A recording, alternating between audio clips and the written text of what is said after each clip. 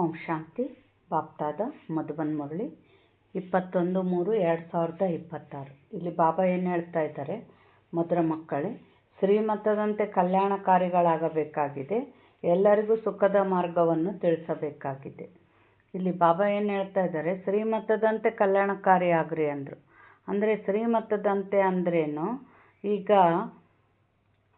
ನಾವು ಒಂದು ಆತ್ಮಗಳಿಗೆ ಕಲ್ಯಾಣ ಮಾಡುವಾಗ ಫಸ್ಟು ಶ್ರೀಮತ ಏನು, ಅಲ್ಲಿ ನಿಮಿತ್ತರ ಆಜ್ಞೆಯಂತೆ ನಡಿಬೇಕು, ನಿಮಿತ್ತರಿಗೆ ಗೌರವ ಕೊಡಬೇಕು, ಹೌದಾ. ಈ ಥರ ಅಲ್ಲಿ ಸ್ವಲ್ಪ ಏನಾದರೂ ಹೆಚ್ಚು ಕಮ್ಮಿ ಆಯಿತು ಅಂದರೆ ಅವ್ರ ಜೊತೆಗೆ ವಿರೋಧ ಮಾಡ್ಕೊಳ್ಳೋದು, ಮತ್ತು ನಮ್ಮನ್ನು ಯಾರು ಫಾಲೋ ಮಾಡ್ತಿರ್ತಾರೋ ಅವರಿಗೆಲ್ಲ ರಾಂಗ್ ಇನ್ಫಾರ್ಮೇಷನ್ ಕೊಡೋದು, ಕ್ಲಾಸಿಗೆ ಹೋಗ್ಲಾರ್ದಂಗೆ ಮಾಡೋದು, ಈ ಥರ ನನ್ನದೇ ನಡಿಬೇಕು, ನನ್ನೇ ಮುಂದಿಡಬೇಕು, ನನ್ನದೇ ಆಗಬೇಕು, ಇವೆಲ್ಲ ಇದ್ದರೆ ಅದನ್ನು ಶ್ರೀಮತ ಅನ್ನಲ್ಲ. ಈ ಥರ ಇವೆಲ್ಲ ಬಿಟ್ಟು ಬಾಬಾ ಮಾಡಿಸ್ತಿರೋದು ನಿಮಿತ್ತ ನಾನು ಅಂತ ತಿಳಿಬೇಕು. ಅಲ್ಲಿ ಸೇವೆಯಲ್ಲಿ ಯಾವುದೇ ವಿಘ್ನ ಬರದಂತೆ, ಯಾರಿಗೂ ಮನಸ್ಸು ಬೇಜಾರಾಗದಂತೆ ನಡ್ಕೊಳ್ಳೋದು, ಈ ಥರ ಶ್ರೀಮತದಂತೆ ಕಲ್ಯಾಣಕಾರಿಯಾಗ್ರಿ ಅಂತ ಹೇಳ್ತಾ ಇದ್ದಾರೆ ಬಾಬಾ. ಪ್ರಶ್ನೆ: ಯಾವುದೇ ಪ್ರಕಾರದ ತಪ್ಪುಗಳಾಗಲು ಮುಖ್ಯ ಕಾರಣವೇನು? ಉತ್ತರ: ದೇಹಾಭಿಮಾನದ ಕಾರಣವೇ ಮಕ್ಕಳಿಂದ ಅನೇಕ ತಪ್ಪಾಗುತ್ತದೆ. ಅವರು ಸೇವೆಯನ್ನು ಮಾಡುವುದಿಲ್ಲ, ಅವರಿಂದ ಇಂಥ ಕರ್ಮವಾಗುತ್ತದೆ, ಯಾವುದನ್ನು ಎಲ್ಲರೂ ತಿರಸ್ಕರಿಸುತ್ತಾರೆ. ಅದಕ್ಕಾಗಿ ತಂದೆ ತಿಳಿಸುತ್ತಾರೆ, ಮಕ್ಕಳೇ, ಆತ್ಮಾಭಿಮಾನಿಯಾಗಿ ಯಾವುದೇ ಅಕರ್ತವ್ಯ ಮಾಡಬೇಡಿ. ಕ್ಷೀರಖಂಡವಾಗಿ ಸರ್ವೀಸಿನ ಒಳ್ಳೊಳ್ಳೆಯ ಉಪಾಯಗಳನ್ನು ರಚಿಸಿ, ಮುರಳಿಯನ್ನು ಕೇಳಿ, ಧಾರಣೆ ಮಾಡಿಕೊಳ್ಳಿ, ಇದರಲ್ಲಿ ನಿರ್ಲಕ್ಷ್ಯರಾಗಬೇಡಿ. ಇಲ್ಲಿ ಬಾಬಾ ಏನು ಹೇಳ್ತಾ ಇದ್ದಾರೆ, ತಪ್ಪುಗಳಾಗಕ್ಕೆ ಕಾರಣ ಏನಂದ್ರು ಬಾಬಾ? ದೇಹಾಭಿಮಾನ ಅಂದರು. ಅಂದರೆ ಸೇವೆ ಮಾಡೋಕ್ಕಾಗಲ್ಲ ಅವ್ರಿಗೆ. ಅಂದರೆ ಒಂದು ದೇಹಾಭಿಮಾನ ಏನು, ಕೆಲವರಿಗೆ ಎಲ್ಲಿ ಸೇವೆ ಮಾಡಿದರೆ ನಾವು ಸೌದೋಗ್ತೀವೋ ಅನ್ನೋಷ್ಟು ಸೂಕ್ಷ್ಮ ಇರ್ತಾರೆ. ಇಲ್ಲ, ನಾವು ಸೇವೆ ಮಾಡಿದಷ್ಟು ಶಕ್ತಿ, ನಾವು ದೇಹದಿಂದ ಮಾಡಿದ ಕರ್ಮಗಳೆಲ್ಲ ಭಸ್ಮ ಆಗಿ ನಮ್ಮ ದೇಹ ಏನಾಗ್ತತೆ, ವಜ್ರಕಾಯ ಆಗ್ತೈತೆ. ಇನ್ನೊಬ್ರು ಏನು, ನಮ್ಮನ್ನು ಮುಂದಿಡಬೇಕು, ನಮ್ಮ ಮಾತು ಕೇಳಲ್ಲ, ನಮ್ಮದು ನಡೆಯಲ್ಲ, ಇದು ದೇಹಾಭಿಮಾನ. ಈ ಥರ ಆದಾಗೂ ತಪ್ಪುಗಳಾಗ್ತವೆ. ಇಲ್ಲ, ಅಲ್ಲಿ ಬಾಬಾ ಅಲ್ಲಿ ನಿಮಿತ್ತರು ಏನು ಆಜ್ಞೆ ಮಾಡ್ತಾರೋ ಅದರಂತೆ ನಡಿಬೇಕು. ಆಮೇಲೆ ಇನ್ನೊಂದು ದೇಹಾಭಿಮಾನ ಏನು ಅಂದರೆ, ನಾವು ಹೊರಗಡೆ ಸೇವೆಗೆ ಹೋದರೆ ಯಾರೇನಂತಾರೋ ಏನೋ, ಏನು ಆಡ್ಕೊಂತಾರೇನೋ, ನಗುತ್ತಾರೇನೋ, ಈ ಥರ ಒಂದಿರುತ್ತೆ. ಇದನ್ನು ದೇಹಾಭಿಮಾನ ಅಂತಾರೆ. ಇದು ನಮಗಿರಬಾರ್ದು. ಇದು ಸ್ವಯಂ ಭಗವಂತ ನುಡಿಸಿದ ಜ್ಞಾನ. ತತ್ಕಾಲಕ್ಕೆ ನಗಬೋದು, ಮುಂದೆ ಅವ್ರಿಗೆ ಗೊತ್ತಾಗ್ತದೆ ಅಂತಿಮದಲ್ಲಿ. ಆಮೇಲೆ ಅವರೇ ಪಶ್ಚಾತ್ತಾಪ ಪಡ್ತಾರೆ. ಆಮೇಲೆ ಯಾರು ಗ್ಲಾನಿ ಮಾಡಿರ್ತಾರೋ ಅವರೇ ನಿಮಗೆ ಮುಂದೆ ಅಕ್ಷತೆ ಆಗ್ತಾರಂತ ಹೇಳ್ಯಾರ ಬಾಬಾ.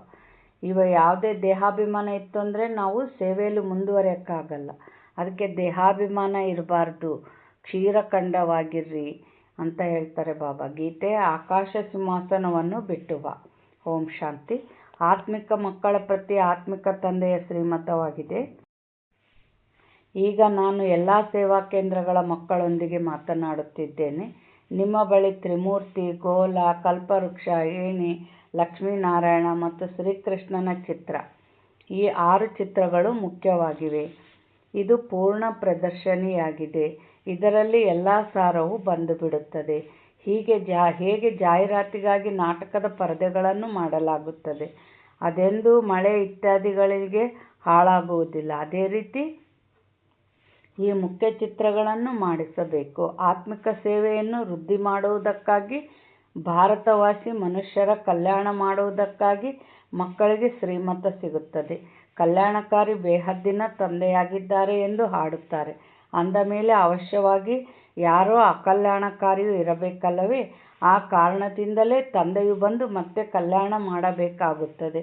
ಆತ್ಮಿಕ ಮಕ್ಕಳು ಯಾರು? ನಾವು ಅನ್ಯರ ಕಲ್ಯಾಣವನ್ನು ಮಾಡಬೇಕು. ಹೇಗೆ ತಂದೆಗೂ ಸಹ ಹೇಗೆ ಮಕ್ಕಳ ಕಲ್ಯಾಣ ಮಾಡುವುದೆಂದು ಚಿಂತನೆ ನಡೆಯುತ್ತದೆ, ಯುಕ್ತಿಗಳನ್ನು ತಿಳಿಸುತ್ತಿದ್ದಾರೆ. 6x9 ಸೈಜ್ನ ಸೀಟ್ನ ಮೇಲೆ ಈ ಚಿತ್ರಗಳನ್ನು ಮಾಡಿಸಬೇಕು. ದೆಹಲಿಯಂತಹ ನಗರಗಳಲ್ಲಿ ಬಹಳಷ್ಟು ಮಂದಿ ಬರುತ್ತಾರೆ. ಅಲ್ಲಿ ಸರ್ಕಾರದ ಸಭೆ ಸೇರುತ್ತದೆ.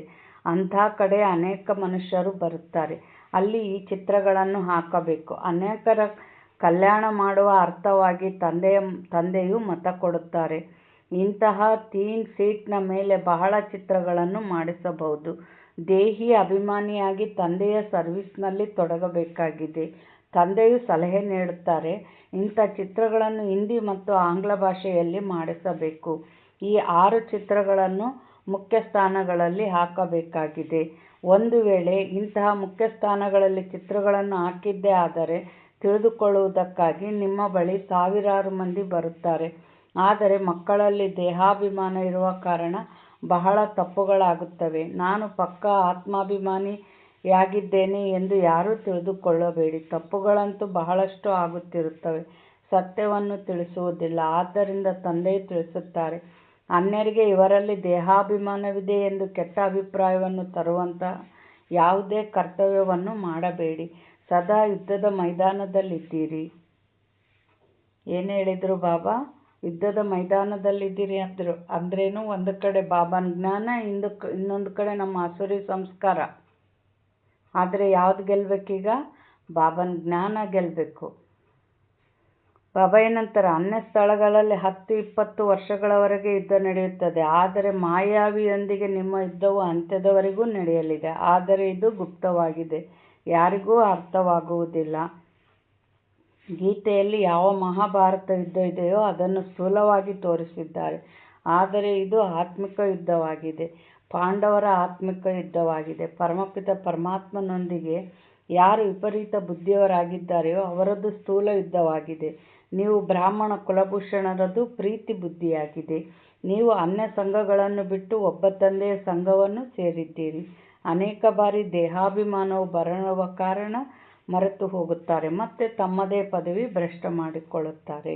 ಮತ್ತೆ ಅಂತ್ಯದಲ್ಲಿ ಬಹಳ ಪಶ್ಚಾತ್ತಾಪ ಪಡಬೇಕಾಗುತ್ತದೆ. ಏನೂ ಮಾಡಲು ಸಾಧ್ಯವಾಗುವುದಿಲ್ಲ. ಇದು ಕಲ್ಪಕಲ್ಪದ ಆಟವಾಗಿದೆ. ಈ ಸಮಯದಲ್ಲಿ ಯಾವುದೇ ಅಕರ್ತವ್ಯ ಕಾರ್ಯ ಮಾಡಿದರೆ ಕಲ್ಪಾಂತರಕ್ಕಾಗಿ ಪದವಿ ಭ್ರಷ್ಟವಾಗಿ ಬಿಡುತ್ತದೆ, ಬಹಳ ನಷ್ಟವಾಗುತ್ತದೆ. ಬಾಬಾ ಏನು ಹೇಳ್ತಾ ಇದ್ದಾರೆ? ದೇಹಾಭಿಮಾನದಲ್ಲಿ ಬಂದರೆ ತಮಗೆ ನಷ್ಟ ಮಾಡ್ಕೊತಾರೆ ಅಂತಾರೆ ಬಾಬಾ. ಏನು? ಒಂದು ಕ್ರೋಧದಲ್ಲಿ ಬಂದು ಏನಾದರೂ ಯಾರ ಜೊತೆಗಾದರೂ ಗೊಂದಲ ಆಯಿತು ಅಂದರೆ ಏನು ಮಾಡ್ತಾರೆ? ಬೇಡ ಕ್ಲಾಸ್ ಬಿಟ್ಬಿಡ್ತಾರೆ. ಆದರೆ ಸಂಘಟನೆಯಲ್ಲಿ ಬಂದು ಪುರುಷಾರ್ಥ ಮಾಡೋದಕ್ಕೂ ಮನೆಯಲ್ಲೇ ಕುಂತು ಪುರುಷಾರ್ಥ ಮಾಡೋದಕ್ಕೂ ಡಿಫ್ರೆನ್ಸ್ ಐತೆ. ಸಂಘಟನೆಯಲ್ಲಿ ಶಕ್ತಿ ಇರ್ತತೆ, ಬಾಬಾನ ದೃಷ್ಟಿ ಬೀಳ್ತಿರ್ತತೆ, ಅಲ್ಲಿ ಶ್ರೇಷ್ಠ ಪದವಿ ಪಡೆಯುವಂಥ ಪುರುಷಾರ್ಥ ಆಗ್ತದೆ. ಇಲ್ಲಿ ನಾವು ನಮ್ಮ ಲೆಕ್ಕಾಚಾರ ಅದಾವ, ಮತ್ತು ಎಲ್ಲರೂ ಇನ್ನೂ ಸಂಪೂರ್ಣ ಆಗಿಲ್ಲ. ಇದೆಲ್ಲ ಕಾರಣದಿಂದ ಬರ್ತಿರ್ತವೆ. ಕೆಲವರು ನೋವೇ ಕೊಡ್ತಿರ್ತಾರೆ. ಆದರೆ ನಮ್ಮಲ್ಲಿ ಯೋಗ ಶಕ್ತಿ ಎಷ್ಟಿರಬೇಕು, ಅದಕ್ಕೆ ಟಚ್ ಆಗಬಾರ್ದು. ಅವರು ಭಿಕ್ಷೆ ಹಾಕ್ತಾರೆ, ತಗೋಬೇಕನ್ನೋದೇನೈತೆ? ಹೌದಾ? ಅಂದರೆ ಆತ್ಮಿಕ ಸ್ಥಿತಿ ಇದ್ದಾಗ ನಾವೇನು ನಮ್ಮ ಸ್ಥಿತಿನ ಕಾಯ್ಕೋಬೇಕು. ಯಾರೋ ಸಲುವಾಗಿ ನಾವು ಪುರುಷಾರ್ಥನ ಕಡಿಮೆ ಮಾಡ್ಕೋಬಾರ್ದು. ನಮ್ಮ ಹಣೆ ಬರಕ್ಕೆ ಕಲ್ಲಕ್ಕಬಾರ್ದು. ಅದೇ ಆ ಥರ ಆದರೆ ಏನಾಗ್ತೈತೆ? ಅಂತಿಮದಲ್ಲಿ ಪಶ್ಚಾತ್ತಾಪ ಆಗ್ತೈತೆ. ಕಲ್ಪ ಪದವಿ ಭ್ರಷ್ಟ ಆಗ್ತದೆ. ಈಗ ಕಮ್ಮಿ ಪದವಿ ಪಡೆದ್ವಿ, ಈ ಮತ್ತು ಕಲ್ಪನೂ ಅದೇ ಪದವಿ. ಬಾಬಾ ಇಲ್ಲಿ ಏನು ಹೇಳ್ತಾ ಇದ್ದಾರೆ? ನೀವು 100% ನಷ್ಟದ ಖಾತೆಯಲ್ಲಿದ್ದೀರಿ. ಈಗ ತಂದೆಯು 100% ಲಾಭದಲ್ಲಿ ತೆಗೆದುಕೊಂಡು ಹೋಗುತ್ತಿದ್ದಾರೆ. ಈಗ ಆದ್ದರಿಂದ ಶ್ರೀಮತದಂತೆ ನಡೆಯಬೇಕಾಗಿದೆ. ಪ್ರತಿಯೊಬ್ಬ ಮಗುವು ಕಲ್ಯಾಣಕಾರಿಯಾಗಬೇಕಾಗಿದೆ. ಎಲ್ಲರಿಗೆ ಸುಖದ ಮಾರ್ಗವನ್ನು ತಿಳಿಸಬೇಕಾಗಿದೆ. ಸುಖವಿರುವುದೇ ಸ್ವರ್ಗದಲ್ಲಿ, ದುಃಖವಿರುವುದು ನರಕದಲ್ಲಿ. ಏಕೆಂದರೆ ಇದು ವಿಕಾರಿ ಪ್ರಪಂಚವಾಗಿದೆ. ಸತ್ಯಯುಗ ತ್ರೇತಾಯುಗವು ನಿರ್ವಿಕಾರಿ ಪ್ರಪಂಚವಾಗಿತ್ತು. ಈಗ ವಿನಾಶದ ವಿಕಾರ ಪ್ರಪಂಚವಾಗಿದೆ. ಮತ್ತೆ ತಂದೆಯು ನಿರ್ವಿಕಾರಿಗಳನ್ನಾಗಿ ಮಾಡುತ್ತಾರೆ. ಈ ಮಾತುಗಳನ್ನು ಪ್ರಪಂಚದಲ್ಲಿ ಯಾರೂ ತಿಳಿದುಕೊಂಡಿಲ್ಲ. ಆದ್ದರಿಂದ ಈ ಮುಖ್ಯ ಚಿತ್ರಗಳನ್ನು ಒಳ್ಳೊಳ್ಳೆಯ ಸ್ಥಾನದಲ್ಲಿ ಹಾಕಬೇಕು. ಮೊದಲನೆಯದಾಗಿ ದೆಹಲಿಯಲ್ಲಿ, ಎರಡನೆಯದಾಗಿ ಬಾಂಬೆ ಮತ್ತು ಕಲ್ಕತ್ತಾದಲ್ಲಿ ಹಾಕಬೇಕು. ಆಗ್ರಾದಲ್ಲಿಯೂ ಪ್ರವಾಸಿಗರು ಬಹಳ ಹೋಗುತ್ತಾರೆ. ಮಕ್ಕಳು ಸೇವೆಯನ್ನಂತೂ ಬಹಳ ಚೆನ್ನಾಗಿ ಮಾಡುತ್ತಿದ್ದೀರಿ. ಈಗ ಇನ್ನೂ ಯಾವುದಾದರೂ ಅಂತಹ ಕರ್ತವ್ಯವನ್ನು ಮಾಡಿ ತೋರಿಸಿ. ಈ ಚಿತ್ರಗಳನ್ನು ಮಾಡಿಸುವುದರಲ್ಲಿ ಯಾವುದೇ ಕಷ್ಟವಿಲ್ಲ, ಕೇವಲ ಅನುಭವ ಮಾಡಬೇಕು. ಒಳ್ಳೆಯ ದೊಡ್ಡ ದೊಡ್ಡ ಚಿತ್ರಗಳಾಗಿರಲಿ, ಯಾವುದು ದೂರದಿಂದಲೇ ಓದುವಂತಿರಬೇಕು. ಗೋಲದ ಚಿತ್ರವನ್ನು ದೊಡ್ಡದಾಗಿ ಮಾಡಿಸಿ ಅದನ್ನು ಬಹಳ ಸುರಕ್ಷಿತವಾಗಿ ಇಟ್ಟುಕೊಳ್ಳಬೇಕಾಗುತ್ತದೆ. ಯಾರೂ ಹಾಳು ಮಾಡದಿರಲಿ. ಯಜ್ಞದಲ್ಲಿ ಅಸುರರ ವಿಘ್ನಗಳು ಬೀಳುತ್ತವೆ, ಏಕೆಂದರೆ ಇವು ಹೊಸ ಮಾತುಗಳಾಗಿವೆ. ಎಲ್ಲರೂ ತಮ್ಮ ತಮ್ಮ ಅಂಗಡಿಗಳನ್ನು ತೆರೆದು ಕುಳಿತಿದ್ದಾರೆ. ಬಾಬಾ ಏನಂತಾರೆ, ಇದು ವಿಘ್ನಗಳು ಬರ್ತವೆ ಅಂದರು. ಯಾಕೆಂದರೆ ಕೆಲವ್ರು ಏನು ಮಾಡ್ತಾರ, ಇವ್ರು ಏನೋ ಹೊಸ ಮತ ಇದು, ಇವರೆಲ್ಲ ತಮ್ಮ ಇದಕ್ಕೆ ಕನ್ವರ್ಟ್ ಮಾಡ್ಕೊತಾರೆ. ಏನೋ ಗೊತ್ತಿಲ್ಲದೆ ಏನೇನೋ ನಮಗೆ ತೊಂದರೆ ಕೊಡೋಕ್ಕೆ ಬರ್ತಿರ್ತಾರೆ. ಆದರೆ ನಮ್ಮಲ್ಲಿ ಎಷ್ಟು ಯೋಗ ಶಕ್ತಿ ಇರಬೇಕು. ನಮ್ಮಲ್ಲಿ ಯೋಗ ಶಕ್ತಿ ಇತ್ತು ಅಂದರೆ ಬಾಬಾಗಂತೂ ಮುಂಚೆನೇ ಗೊತ್ತಾಗಿರ್ತೈತಿ ಇಲ್ಲಿ ಏನು ಪರಿಸ್ಥಿತಿ ಇಲ್ಲಿ ಏನು ಬರ್ತತೆ ಅಂತ. ಅದಕ್ಕೆ ತಕ್ಕಂಗೆ ಮುಂಚೆನೇ ರೆಡಿ ಮಾಡಿ ಇಟ್ಟುಬಿಟ್ಟಿರ್ತಾರೆ ನಮ್ಮ ಜೊತೆಗೆ. ಉದಾಹರಣೆ ಏನಂದರೆ, ಇಲ್ಲೊಂದು ಹಳ್ಳಿಯಲ್ಲಿ ಏನಾಯಿತು, ಇಲ್ಲ ಇಲ್ಲಿ ಕ್ಲಾಸ್ ನಡಿಬಾರ್ದು ಅಂತೇಳಿ 25-30 ಯುವಕರು ಬಂದು ಸೇರಿಬಿಟ್ರು. ಆದರೆ ಅಲ್ಲಿ ಏನಾಯ್ತು ಅಂದರೆ, ಒಬ್ಬ ಯಜಮಾನ ಒಂದು 4-5 ದಿವಸ, ಆ ಊರಿನ ಯಜಮಾನ, ಆತನ ಮಾತು ನಡೀತತೆ. ಅವ್ರು ಬಂದು ಒಂದು 4 ದಿನ ಕ್ಲಾಸ್ ಕೇಳಿದ್ರು. ಅಂದರೆ ಟೆಸ್ಟ್ ಮಾಡೋಕ್ಕೆ ಬಂದ್ರೇನು, ಯಾವುದು ಧರ್ಮ ಏನು ಮತ್ತೇನನ್ನ ಬೇರೆ ಬೇರೆದು ಹೇಳ್ತಾರೇನೋ ಅಂತ ಟೆಸ್ಟ್ ಮಾಡೋಕ್ಕೆ ಬಂದಿದ್ರು. ಏನೋ ಒಂದು 4 ದಿನ ಬಂದರು. ಕೇಳಿದ್ದಕ್ಕೆ ಅವ್ರಿಗೆ ಅರ್ಥ ಆಯ್ತು, ಇವರೆಲ್ಲ ಒಳ್ಳೆಯದೇ ಮಾಡ್ತಾರಂತ. ಮತ್ತು ಅವ್ರ ಯಜಮಾನ ಬಂದು ಏನು ಮಾಡಿದರು, ಇಲ್ಲ ಇವರು ಒಳ್ಳೆಯದೇ ಹೇಳ್ತಾರೆ, ಯಾರು ನೀವು ಗಲಾಟೆ ಮಾಡಬೇಡ್ರಿ, ಇದು ನಡೀಲಿ ನಮ್ಮೂರಾಗ ಅಂತೇಳಿ ಮತ್ತೆ ಎಲ್ಲ ಶಾಂತ ಮಾಡಿದರು. ಅಂದರೆ ನಮ್ಮ ಹತ್ರ ಯೋಗ ಶಕ್ತಿ ಇತ್ತು ಅಂದರೆ ಬಾಬಾ ಅದಕ್ಕೆ ನಾ ಹೇಳೋದು, ಎಷ್ಟು ಯೋಗ ಇರಬೇಕು ಅಂದ್ರೆ ಆ ಮಾಯೆ ನಮ್ಮನ್ನು ಟಚ್ ಕೂಡ ಮಾಡಬಾರ್ದು, ಅಷ್ಟು ಯೋಗ ಇರಬೇಕು. ಅಲ್ಲಿ ತೊಂದರೆ ಆಗ್ತೈತಂದ್ರೆ ನಮ್ಮ ಕರ್ಮದ ಲೆಕ್ಕಾಚಾರ ಇರ್ತದೆ. ಬಾಬಾ ಇಲ್ಲಿ ಏನು ಹೇಳ್ತಾ ಇದ್ದಾರೆ,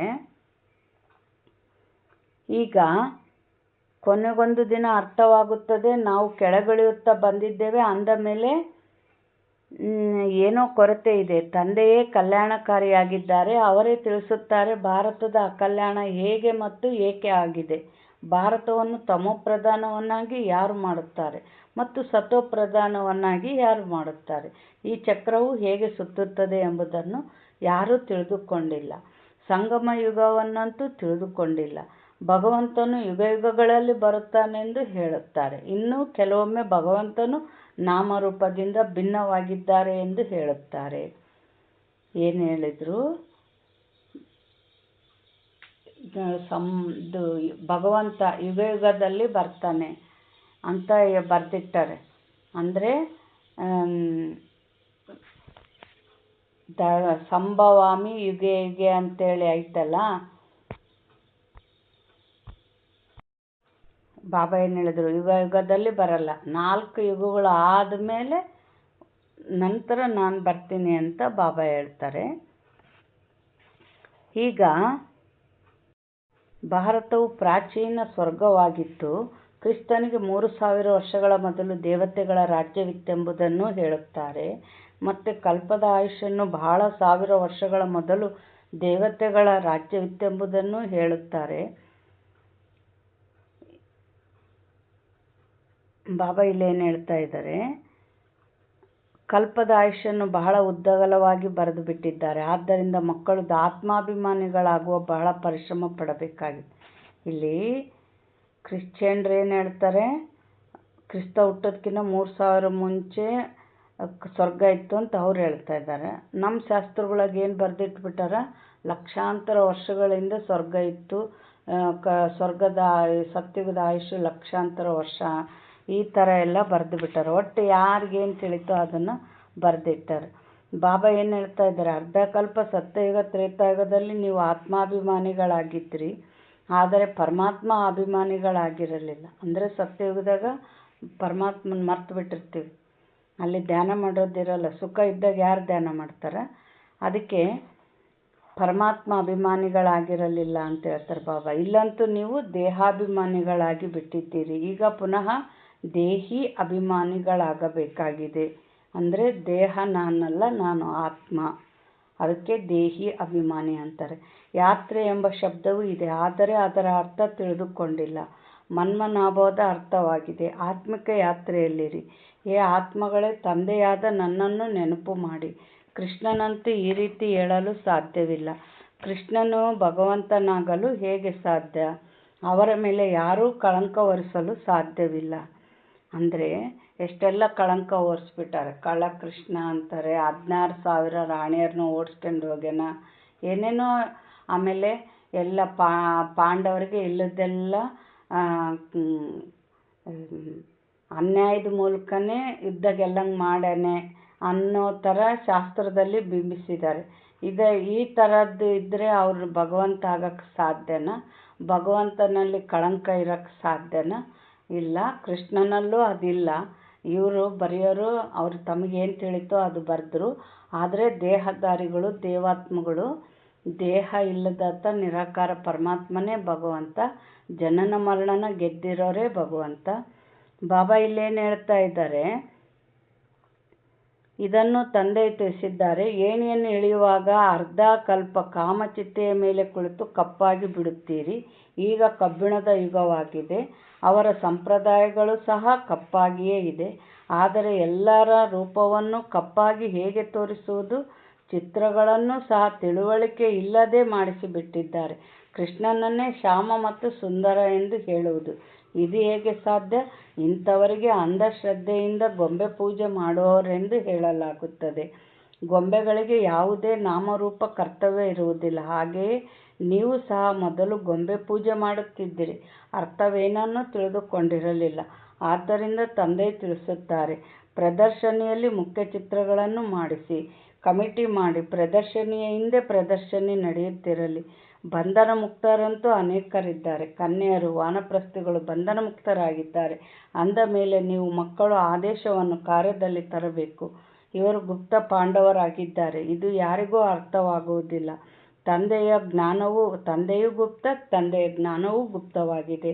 ಅಲ್ಲಿ ಮನುಷ್ಯರು ಮನುಷ್ಯರಿಗೆ ಜ್ಞಾನವನ್ನು ಕೊಡುತ್ತಾರೆ. ಇಲ್ಲಿ ಪರಮಾತ್ಮನು ಆತ್ಮರಿಗೆ ಜ್ಞಾನ ಕೊಡುತ್ತಾರೆ. ಆತ್ಮವೇ ಜ್ಞಾನವನ್ನು ತೆಗೆದುಕೊಳ್ಳುತ್ತದೆ. ಆದರೆ ಇದು ಅರ್ಥವಾಗುವುದೇ ಇಲ್ಲ. ಏಕೆಂದರೆ ಅವರು ಆತ್ಮವನ್ನು ನಿರ್ಲೇಪವೆಂದು ಹೇಳುತ್ತಾರೆ. ವಾಸ್ತವದಲ್ಲಿ ಆತ್ಮವೇ ಎಲ್ಲವನ್ನು ಮಾಡುತ್ತದೆ. ಆತ್ಮವೇ ಕರ್ಮಗಳನುಸಾರ ಪುನರ್ಜನ್ಮವನ್ನು ತೆಗೆದುಕೊಳ್ಳುತ್ತದೆ. ತಂದೆ ಇವೆಲ್ಲ ಮಾತುಗಳನ್ನು ಚೆನ್ನಾಗಿ ಬುದ್ಧಿಯಲ್ಲಿ ಹಾಕುತ್ತಾರೆ. ಎಲ್ಲ ಸೇವಾ ಕೇಂದ್ರಗಳಲ್ಲಿ ನಂಬರ್ವಾರ್ ದೇಹಿ ಅಭಿಮಾನಿಗಳಿದ್ದಾರೆ. ಯಾರು ಚೆನ್ನಾಗಿ ತಿಳಿದುಕೊಳ್ಳುವರೋ ಅವರು ಮತ್ತೆ ಅನ್ಯರಿಗೆ ತಿಳಿಸುತ್ತಾರೆ. ದೇಹಾಭಿಮಾನಿಗಳು ತಿಳಿದುಕೊಳ್ಳುವುದೂ ಇಲ್ಲ, ತಿಳಿಸುವುದೂ ಇಲ್ಲ. ಏನು ಹೇಳಿದರು ಬಾಬಾ? ದೇಹಾಭಿಮಾನಿಗಳು ತಿಳಿದುಕೊಳ್ಳಲ್ಲ, ತಿಳಿಸೋದಿಲ್ಲ. ಅಂದ್ರೇನು? ನಮ್ಮ ದೇಹದ ಸ್ಮೃತಿ ಇತ್ತು ಅಂದರೆ ನೋಡ್ರಿ, ಜ್ಞಾನ ಬುದ್ಧಿಯಲ್ಲಿ ಹೋದ್ರಲ್ಲ, ಅಲ್ಲಿ ಅದು ಖುಷಿ ಶಾಂತಿ ಅನುಭವ, ಖುಷಿ ಅನುಭವ ಆದಾಗ ನಿದ್ದೆ ದೂರ ಓಡೋಗ್ತದೆ. ಇನ್ನು ಬಾಬಾ ಏನು ಹೇಳ್ತಾರೆ? ಕ್ಯೂರಿಯಾಸಿಟಿ ಬರುತ್ತೆ. ಬಟ್ ಅವ್ರದ್ದು ದೇಹಾಭಿಮಾನ ಅಂದರೆ ಅವ್ರದ್ದು ಕರ್ಮ ವಿನಾಶ ಆಗಿಲ್ಲ, ಪಾಪ ಹಂಗೆ ಐತೆ ಅಂದರೆ ಅಲ್ಲಿ ಮುರಳಿ ಹೇಳ್ತಿದ್ರು ಕೂಡ ತುಕ್ಕುಡುಕಿ ಆಕಳಿಕಿ ಯಾವ ಮಾತು ಬುದ್ಧಿಯಲ್ಲಿ ಹೋಗಲ್ಲ. ಅವರು ಅನ್ಯರಿಗೂ ತಿಳಿಸಲ್ಲ. ಬಾಬಾ ಏನು ಹೇಳ್ತಾ ಇದ್ದಾರೆ, ನನಗೆ ಅರ್ಥವಾಗುವುದಿಲ್ಲ ಎನ್ನುವುದು ಸಹ ದೇಹಾಭಿಮಾನವಾಗಿದೆ. ಅರೆ, ನೀವಂತೂ ಆತ್ಮ ಆಗಿದ್ದೀರಿ. ತಂದೆಯು ಆತ್ಮರಿಗೆ ಕುಳಿತು ತಿಳಿಸುತ್ತಾರೆ, ಬುದ್ಧಿಯು ತೆರೆದು ಬಿಡಬೇಕು. ಅದೃಷ್ಟದಲ್ಲಿಲ್ಲವೆಂದರೆ ಬುದ್ಧಿಯ ಬೀಗವು ತೆರೆಯುವುದಿಲ್ಲ. ಏನು ಹೇಳಿದರು ಬಾಬಾ? ಅದೃಷ್ಟದಲ್ಲಿಲ್ಲ ಅಂದರೆ ತೆಗೆಯಲ್ಲ ಅಂದ್ರೆ ಅಂದ್ರೇನು? ಅಲ್ಲಿ ಆತ್ಮ ಅದು 63 ಜನ್ಮ ಚೆನ್ನಾಗಿ ಭಕ್ತಿ ಮಾಡಿದರೆ ಭಕ್ತಿಯ ಫಲ ಭಗವಂತ ಸಿಗ್ತಾನೆ, ಫಲ ಕೊಡ್ತಾನೆ ಅಂದಾಗ ಅಲ್ಲಿ ಬುದ್ಧಿಯ ಬೀಗ ತೆಗಿತಾನ, ಚೆನ್ನಾಗಿ ಅರ್ಥ ಆಗ್ತತೆ, ಚೆನ್ನಾಗಿ ಪುರುಷಾರ್ಥ ಮಾಡ್ತಾರೆ, ಜ್ಞಾನ ಬುದ್ಧಿಯಲ್ಲಿ ಧಾರಣೆ ಆಗ್ತತೆ. ಅವರು ಭಕ್ತಿ ಮಾಡಿಲ್ಲ ಅಂದರೆ ಇಲ್ಲಿ ಬುದ್ಧಿ ಬೀಗನೂ ತೆಗೆಯಲ್ಲ, ಶ್ರೇಷ್ಠ ಪದವಿನೂ ಪಡೆಯಲ್ಲ. ಅದಕ್ಕೆ ಅದೃಷ್ಟದಲ್ಲಿಲ್ಲ ಅಂದರೆ ಏನೂ ಆಗಲ್ಲ ಅಂತ ಹೇಳ್ತಾರೆ ಬಾಬಾ. ಆದ್ದರಿಂದ ತಂದೆಯು ಪುರುಷಾರ್ಥ ಮಾಡಿಸುತ್ತಾರೆ. ಇದು ಬಹಳ ಸಹಜವಾಗಿದೆ. ಕೇವಲ ತಂದೆ ಮತ್ತು ಆಸ್ತಿಯನ್ನು ತಿಳಿದುಕೊಳ್ಳಬೇಕಾಗಿದೆ. ಬೇಹದ್ದಿನ ತಂದೆಯಿಂದ ಆಸ್ತಿ ಸಿಗುತ್ತದೆ. ನೀವು ಭಾರತವಾಸಿಗಳೆಲ್ಲರೂ ದೇವಿ ದೇವತೆಗಳಾಗಿದ್ರಿ. ಪ್ರಜೆಗಳು ಅದೇ ರೀತಿ ಇರುತ್ತಾರೆ. ಈ ಸಮಯದಲ್ಲಿ ಪತಿತರಾಗಿ ಬಿಟ್ಟಿದ್ದಾರೆ. ಎಷ್ಟೊಂದು ತಿಳಿಸಲಾಗುತ್ತದೆ. ತಮ್ಮನ್ನು ಆತ್ಮ ಎಂದು ತಿಳಿದು ತಂದೆಯನ್ನು ನೆನಪು ಮಾಡಿ. ನಾನು ನಿಮ್ಮನ್ನು ದೇವಿ ದೇವತೆಗಳನ್ನಾಗಿ ಮಾಡಿದ್ದೆನು. ನೀವೀಗ ಏನಾಗಿ ಬಿಟ್ಟಿದ್ದೀರಿ? ಇದು ಕುಂಭೀಪಾಕ ನರಕವಾಗಿದೆ. ವಿಷಯ ವೈತರಣಿ ನದಿಯಲ್ಲಿ ಮನುಷ್ಯರನ್ನು, ಪ್ರಾಣಿ ಪಕ್ಷಿ ಇತ್ಯಾದಿ ಎಲ್ಲವನ್ನೂ ಒಂದೇ ಸಮಾನವಾಗಿ ತೋರಿಸುತ್ತಾರೆ. ಇಲ್ಲಂತೂ ಮನುಷ್ಯರು ಇನ್ನೂ ಕೆಟ್ಟು ಹೋಗಿದ್ದಾರೆ. ಮನುಷ್ಯರಲ್ಲಿ ಕ್ರೋಧವು ನೋಡಿ ಎಷ್ಟೊಂದಿದೆ. ಲಕ್ಷಾಂತರ ಜನರನ್ನು ಸಾಯಿಸುತ್ತಾರೆ. ಯಾವ ಭಾರತವು ವೇಶ್ಯಾಲಯವಾಗಿದೆ. ಇದನ್ನು ಶಿವಾಲಯವನ್ನಾಗಿ ಶಿವತಂದೆಯೇ ಮಾಡುತ್ತಾರೆ. ತಂದೆ ಎಷ್ಟು ಚೆನ್ನಾಗಿ ತಿಳಿಸುತ್ತಾರೆ. ಹೀಗೀಗೆ ಮಾಡಿ ಎಂದು ಸಲಹೆ ನೀಡುತ್ತಾರೆ. ಮಕ್ಕಳೇ, ಚಿತ್ರಗಳನ್ನು ಮಾಡಿಸಿ ಮತ್ತು ದೊಡ್ಡ ದೊಡ್ಡ ವ್ಯಕ್ತಿಗಳಿಗೆ ತಿಳಿಸಿ. ಈ ಪ್ರಾಚೀನ ಯೋಗ, ಪ್ರಾಚೀನ ಜ್ಞಾನವನ್ನು ಎಲ್ಲರೂ ಕೇಳಬೇಕಾಗಿದೆ. ಆದ್ದರಿಂದ ಹಾಲ್ ತೆಗೆದುಕೊಂಡು ಪ್ರದರ್ಶನಿಯನ್ನೇ ಇಡಿ. ಅವರಿಂದ ಹಣ ಇತ್ಯಾದಿಗಳೇನನ್ನೂ ಪಡೆಯಬೇಡಿ. ಆದರೂ ಯಾರಾದರೂ ಸರಿಯಾಗಿ ತಿಳಿದುಕೊಂಡರೆ ಅವರಿಂದ ಬಾಡಿಗೆಯನ್ನು ತೆಗೆದುಕೊಳ್ಳಿ. ತಾವು ಚಿತ್ರಗಳನ್ನು ನೋಡಿದರೆ ಹಣವನ್ನು ಕೂಡಲೇ ಹಿಂತಿರುಗಿಸಿ ಬಿಡುವರು. ಕೇವಲ ಯುಕ್ತಿಯಿಂದ ತಿಳಿಸಬೇಕು. ತಮ್ಮ ಕೈಯಲ್ಲಿ ಅಧಿಕಾರವಿರುತ್ತದೆಯಲ್ಲವೇ? ಏನು ಬೇಕಾದರೂ ಮಾಡಬಹುದು. ಆದರೆ ಅವರು ತಿಳಿದುಕೊಳ್ಳುವರೇ? ವಿನಾಶಕಾಲೇ ವಿಪರೀತ ಬುದ್ಧಿಯವರಂತೂ ವಿನಾಶವನ್ನೇ ಪ್ರಾಪ್ತಿ ಹೊಂದುವರು. ಬಾಬಾ ಏನಂತಾರೆ? ಸರ್ವಿಸ್ ಮಾಡ್ರಿ, ಆದರೆ ಎಷ್ಟು ಮಂದಿಗೆ ಹೇಳಿದ್ರು ಕೆಲವ್ರು ಕಿವಿಗೆ ಬೀಳಲ್ಲ. ಮತ್ತು ವಿನಾಶಕಾಲೇ ವಿಪರೀತ ಬುದ್ಧಿಯನ್ನು ಆತ್ಮಗಳಿದ್ದಾವೆ. ಆದರೂ ನಾವು ಅಟ್ಲೀಸ್ಟ್ ನೋಡ್ರಿ, ನಾವು ಸಂದೇಶ ಕೊಡುವಾಗ ಕೆಲವ್ರು ಏನು ಮಾಡ್ತಾರಂದ್ರೆ, ಎಷ್ಟು ಕೊಟ್ಟರೆ ಎಷ್ಟೇ ಬಿಡ್ರಿ, ಅವ್ರೇನು ಬಾಬನ ಮಕ್ಕಳಾಗಲ್ಲ, ಏನಿಲ್ಲ, ಎಷ್ಟು ಹೇಳಿದ್ರು ಅಂತ ಕೆಲವ್ರು ಏನು ಮಾಡ್ತಾರೆ, ಸಂದೇಶ ಕೊಡೋಕ್ಕೆ ಹೋಗಲ್ಲ. ಇಲ್ಲಿ ಸಂದೇಶ ಕೊಟ್ಟರೆ ಬರಲೇಬೇಕು ಅಂತ ಇಲ್ಲ. ಅಟ್ಲೀಸ್ಟ್ ನಿರಾಕಾರ ಪರಮಾತ್ಮ ಎಂಬುದು ಜಗತ್ತಿಗೆ ಅರಿವಾಗಬೇಕು. ಅದಕ್ಕೆ ಅವರು ಭಕ್ತಿ ಮಾರ್ಗದವ್ರಿಗೂ ಕೂಡ ಗೊತ್ತಾಗಲಿ ನಿರಾಕಾರ ಪರಮಾತ್ಮ ಅಂತೇಳಿ. ಅವರು ಓಂ ನಮಃ ಶಿವಾಯ ಅಂತ ಜಪ ಮಾಡುವಾಗ ಶಿವ ನಿರಾಕಾರ ಅನ್ನೋದಕ್ಕೆ ಅವ್ರಿಗೂ ಗೊತ್ತಾಗಲಿ. ಅದಕ್ಕೆ ಇಲ್ಲಿ ನಾವು ಎಲ್ಲ ಬಾಬಾ ಹೇಳ್ಯಾರಂದ್ರೆ ಅದ್ರಾಗ ಎಲ್ಲ ಕಲ್ಯಾಣದ ದೃಷ್ಟಿನ ಇಟ್ಕೊಂಡೇ ಬಾಬಾ ಹೇಳಿರ್ತಾರೆ. ಬಾಬಾ ಹೇಳಿದ್ದನ್ನು ನಾವು ಮಾಡಬೇಕಷ್ಟೆ. ಏನು ಮನಮತ ಮಿಕ್ಸ್ ಮಾಡಬಾರ್ದು. ಬಾಬಾ ಏನು ಹೇಳ್ತಾ ಇದ್ದಾರೆ, ಪಾಂಡವರಂತೂ ಭವಿಷ್ಯದಲ್ಲಿ ಪದವಿಯನ್ನು ಪಡೆದರು. ಆದರೂ ರಾಜ್ಯವು ಕೊನೆಯಲ್ಲಿ ಭವಿಷ್ಯದಲ್ಲಿರುವುದು, ಈಗ ಇರುವುದಿಲ್ಲ. ಈ ಮನೆ ಇತ್ಯಾದಿಗಳೆಲ್ಲವೂ ಮಣ್ಣು ಪಾಲಾಗುತ್ತದೆ. ಈಗ ತಂದೆ ತಿಳಿಸುತ್ತಾರೆ, ಪ್ರದರ್ಶನಿಯನ್ನು ಮಾಡಬೇಕು. ಬಹಳ ಚೆನ್ನಾಗಿ ಕಾರ್ಡಿನ ಮೇಲೆ ನಿಮಂತ್ರಣವನ್ನು ಕೊಡಬೇಕು. ನೀವು ಮೊದಲು ದೊಡ್ಡವರಿಗೆ ತಿಳಿಸಿ, ಆಗ ಅವರು ಸಹಯೋಗ ನೀಡುತ್ತಾರೆ. ಬಾಕಿ ನೀವೇ ಮಲಗಿರಬಾರದು. ಕೆಲವು ಮಕ್ಕಳು ದೇಹಾಭಿಮಾನದಲ್ಲಿ ಮಲಗಿರುತ್ತಾರೆ. ಕಮಿಟಿ ಮಾಡಿ ಕ್ಷೀರಖಂಡವಾಗಿ ಯುಕ್ತಿಗಳನ್ನು ರಚಿಸಬೇಕು. ಬಾಕಿ ಮುರಳಿಯನ್ನೇ ಓದದಿದ್ದರೆ ಧಾರಣೆ ಹೇಗಾಗುವುದು? ಹೀಗೆ ನಿರ್ಲಕ್ಷ್ಯ ಮಾಡುವವರು ಅನೇಕರಿದ್ದಾರೆ. ಒಳ್ಳೆಯದು. ಬಾಬಾ ಏನು ಹೇಳಿದರು, ಕೆಲವರು ಮುರಳಿ ಓದಲ್ಲ, ಮುರಳಿ ಕೇಳಲ್ಲ. ಈ ಥರ ಆದರೆ ಅವರು ಏನೂ ಪಡೆಯೋಕ್ಕಾಗಲ್ಲ ಅಂತಾರೆ ಬಾಬಾ. ಒಳ್ಳೆಯದು. ಮಧುರಾತಿ ಮಧುರ ಅಗಲಿ ಹೋಗಿ ಮರಳಿ ಸಿಕ್ಕಿರುವ ಮಕ್ಕಳ ಪ್ರತಿ ಮಾತ್ಪಿತಾ ಬಾಪ್ದಾದರವರ ನೆನಪು, ಪ್ರೀತಿ ಹಾಗೂ ಸುಪ್ರಭಾತ. ಆತ್ಮಿಕ ತಂದೆಯಿಂದ ಆತ್ಮಿಕ ಮಕ್ಕಳಿಗೆ ನಮಸ್ತೆ. ಆತ್ಮಿಕ ಮಕ್ಕಳಿಂದ ಆತ್ಮಿಕ ತಂದೆ ತಾಯಿಗೆ ನೆನಪು, ಪ್ರೀತಿ ಹಾಗೂ ಸುಪ್ರಭಾತ. ನಮಸ್ತೆ ನಮಸ್ತೆ ನಮಸ್ತೆ. ಧಾರಣೆಗಾಗಿ ಮುಖ್ಯ ಸಾರ: ದೇಹಿ ಅಭಿಮಾನಿಯಾಗಿ ಸರ್ವೀಸಿನ ಭಿನ್ನ ಭಿನ್ನ ಯುಕ್ತಿಗಳನ್ನು ರಚಿಸಬೇಕಾಗಿದೆ. ಏನು ಹೇಳಿದರು? ದೇಹಿ ಅಭಿಮಾನಿ ಆದಾಗ ಭಿನ್ನ ಭಿನ್ನ ಯುಕ್ತಿಗಳು ಬರ್ತವೆ. ಎದಕ್ಕಂದರೆ, ಈ ದೇಹ ನಾನಲ್ಲ, ನಾನು ಆತ್ಮ ಅಂದಾಗ ಅಲ್ಲಿ ಅವ್ರು ಏನಂತಾರೋ ಇವರೇನಂತ ಇಂಥ ಯಾವುದೇ ವ್ಯರ್ಥ ಸಂಕಲ್ಪ, ನೆಗೆಟಿವ್ ಸಂಕಲ್ಪ ಇಲ್ಲ ಅಂದಾಗ ನಮಗೆ ಹೊಸ ಹೊಸ ಯುಕ್ತಿಗಳು ಆ ದೇಹಿ ಅಭಿಮಾನಿ ಸ್ಥಿತಿಯಿಂದ ನಾವು ಸೇವೆಯಲ್ಲಿ ಮುಂದುವರೆದಾಗ ಅಲ್ಲಿ ಅನುಭವ ಮಾಡಿರ್ತೀವಿ. ಯಾವ ಥರ ಯಾವ ಯುಕ್ತಿನ ಬಳಸಿ ಹೇಗೆ ಸಫಲ ಮಾಡಬೇಕು ನಾವು ಅಂತ. ಈ ಥರ ದೇಹಿ ಅಭಿಮಾನಿ ಸ್ಥಿತಿ ಇದ್ದಾಗ ಒಳ್ಳೆ ಯುಕ್ತಿಗಳು ನಮಗೆ ಟಚ್ ಆಗ್ತಾ ಹೋಗ್ತವೆ.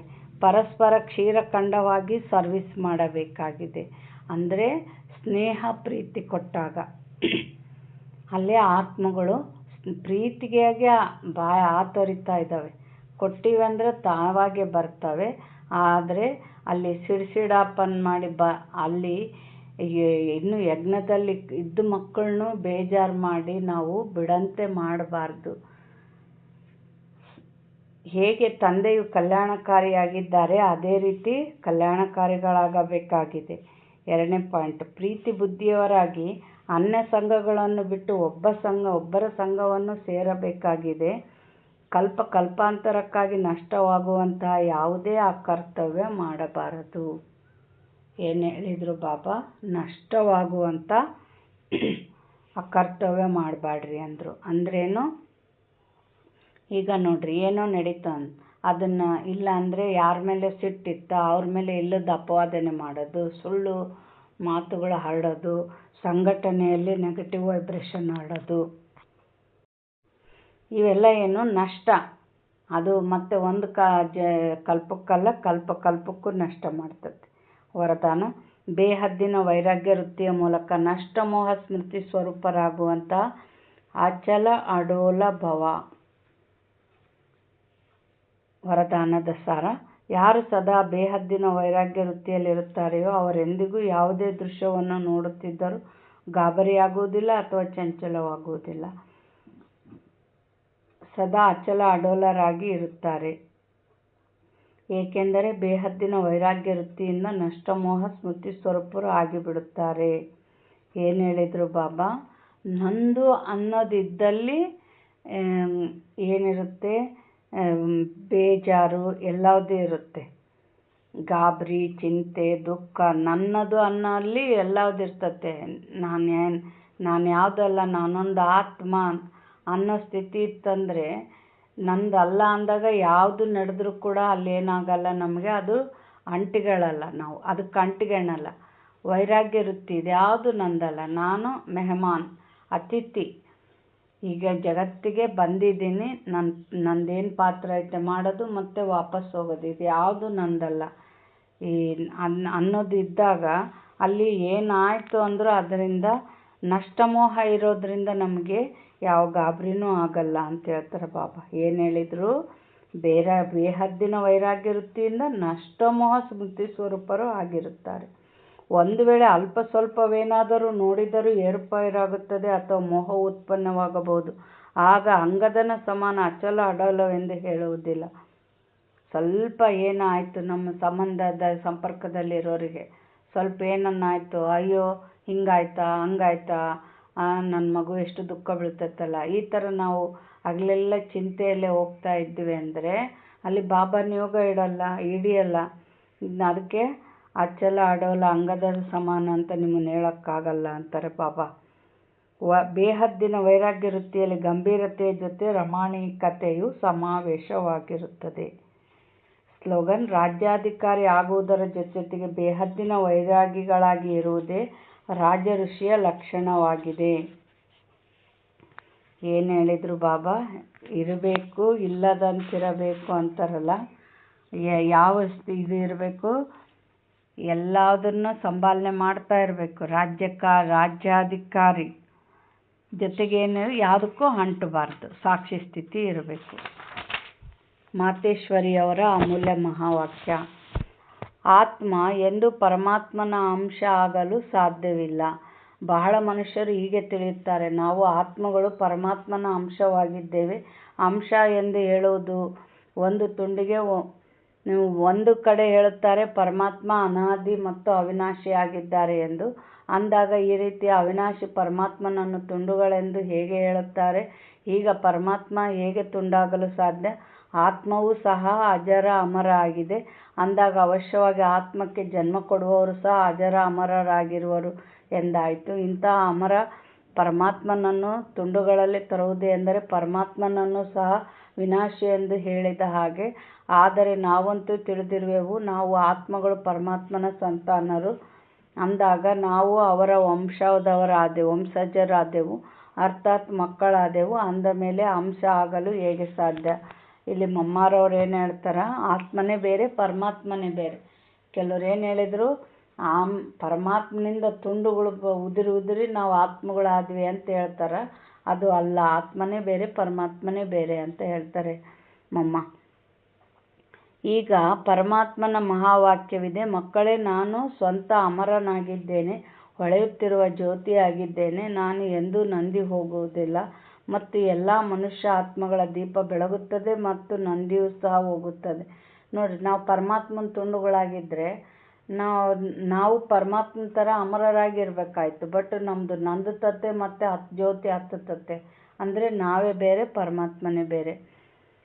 ಆ ಆತ್ಮಗಳೆಲ್ಲವನ್ನು ಬೆಳಗಿಸುವಂಥವರು ಮತ್ತು ನಾನೇ, ಏಕೆಂದರೆ ಬೆಳಕು ಮತ್ತು ಶಕ್ತಿಯನ್ನು ಕೊಡುವಂಥವನು ನಾನೇ ಆಗಿದ್ದೇನೆ.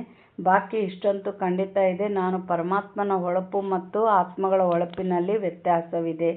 ಹೇಗೆ ಬಲ್ಬ್ನಲ್ಲಿಯೂ ಕೆಲವು ಹೆಚ್ಚು ಪವರ್ ಉಳ್ಳದ್ದು, ಕೆಲವು ಕಡಿಮೆ ಪವರ್ ಉಳ್ಳದ್ದು ಇರುವುದು, ಹಾಗೆಯೇ ಆತ್ಮವು ಸಹ ಕೆಲವು ಹೆಚ್ಚು ಶಕ್ತಿಶಾಲಿ ಉಳ್ಳುವುದು, ಕೆಲವು ಕಡಿಮೆ ಶಕ್ತಿಶಾಲಿ ಉಳ್ಳವು ಇರುವುದು. ಬಾಕಿ ಪರಮಾತ್ಮನ ಶಕ್ತಿ ಯಾವುದಕ್ಕಿಂತಲೂ ಕಡಿಮೆ ಹೆಚ್ಚು ಆಗುವುದಿಲ್ಲ. ಅದಕ್ಕಾಗಿಯೇ ಪರಮಾತ್ಮನಿಗೆ ಹೇಳಲಾಗುವುದು ಪರಮಾತ್ಮ ಸರ್ವಶಕ್ತಿವಾನ್. ಅರ್ಥಾತ್ ಯಾರಾದರೂ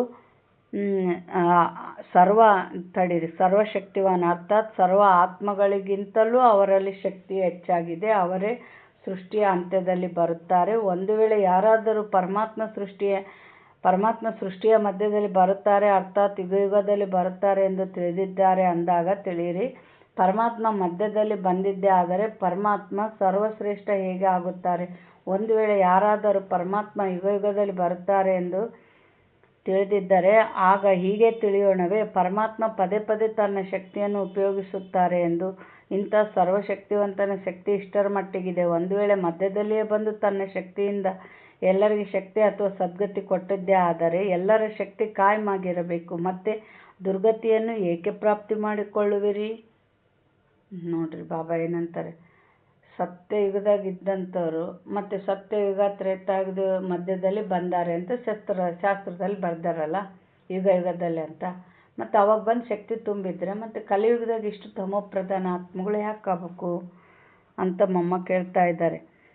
ಆದ್ದರಿಂದ ಇದರಲ್ಲಿ ಸಿದ್ಧವಾಗುತ್ತದೆ ಪರಮಾತ್ಮ ಯುಗದಲ್ಲಿ ಬರುವುದಿಲ್ಲ, ಅರ್ಥಾತ್ ಮಧ್ಯದಲ್ಲಿ ಬರುವುದಿಲ್ಲ ಎಂದು. ಅವರು ಬರುವುದೇ ಕಲ್ಪದ ಅಂತ್ಯದ ಸಮಯದಲ್ಲಿ ಬಂದು ಒಂದೇ ಬಾರಿ ತನ್ನ ಶಕ್ತಿಯಿಂದ ಸರ್ವರ ಸದ್ಗತಿ ಮಾಡುತ್ತಾರೆ. ಯಾವಾಗ ಪರಮಾತ್ಮನ ಇಷ್ಟು ದೊಡ್ಡ ಸೇವೆ ಮಾಡಿರುವ ಕಾರಣ ಅದರ ನೆನಪಾರ್ಥ ದೊಡ್ಡ ಶಿವಲಿಂಗವನ್ನು ಮಾಡಿರುವುದು ಮತ್ತು ಇಷ್ಟು ಪೂಜೆ ಮಾಡುತ್ತಾರೆ. ಆದ್ದರಿಂದ ಅವಶ್ಯವಾಗಿ ಪರಮಾತ್ಮ ಸತ್ಯ ಚೈತನ್ಯ ಮತ್ತು ಸುಂದರ ಸ್ವರೂಪರು ಆಗಿದ್ದಾರೆ. ಒಳ್ಳೆಯದು. ಓಂ ಶಾಂತಿ. ಅವ್ಯಕ್ತ ಸೂಚನೆ. ವ್ಯಕ್ತ ಸಂಕಲ್ಪ ಅಥವಾ ಸಂಶಯದ ಮಾರ್ಜಿನ್ವಿದ್ದರೂ ಸಮಸ್ತ ಸಂಕಲ್ಪ ನಡೆಯಲಿ. ಸದಾ ತಂದೆಯ ರಕ್ಷಕರಾಗಿದ್ದಾರೆ, ಕಲ್ಯಾಣಕಾರಿಯಾಗಿದ್ದಾರೆ. ಈ ನಿಶ್ಚಯದ ವಿಜಯ ಅವಶ್ಯವಾಗಿ ಆಗುವುದು. ಅಂದಾಗ ಪ್ರಶ್ನಾರ್ಥಕ ಚಿಹ್ನೆಯ ವಕ್ರಧಾರಿಯನ್ನು ತೆಗೆದುಕೊಳ್ಳದೆ ಸದಾ ಕಲ್ಯಾಣದ ಬಿಂದುವನ್ನಿಡಿ. Full stop. ಈ ವಿಧಿಯಿಂದ ಪ್ರತಿ ಮಾತು ಸಹಜವೂ ಆಗುವುದು ಮತ್ತು ಸಿದ್ಧಿಯೂ ಪ್ರಾಪ್ತಿಯಾಗುವುದು.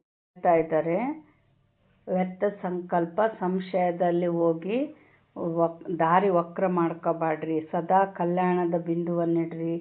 ಈ ವಿಧಿಯಿಂದ ನೀವು ಸಿದ್ಧಿಯು ಪ್ರಾಪ್ತಿ ಆಗ್ತೈತೆ ನಿಮಗೆ ಅಂತ ಬಾಬಾ ಹೇಳ್ತಾರೆ. ಒಳ್ಳೆಯದು. ಓಂ ಶಾಂತಿ.